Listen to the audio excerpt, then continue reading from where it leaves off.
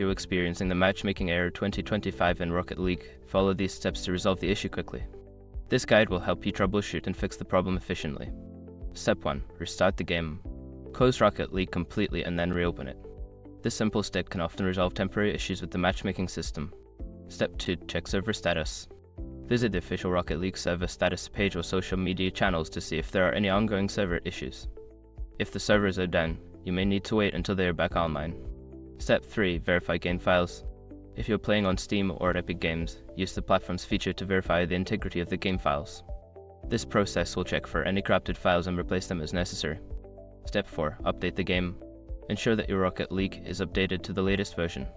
Check for any available updates on your gaming platform and install them to fix potential bugs. Step 5. Reconnect to the internet. Disconnect your internet connection and then reconnect. This can help reset your network settings and may resolve any connectivity issues affecting matchmaking. By following these steps, you should be able to fix the Matchmaking error 2025 in Rocket League. If the problem persists, consider reaching out to Rocket League support for further assistance.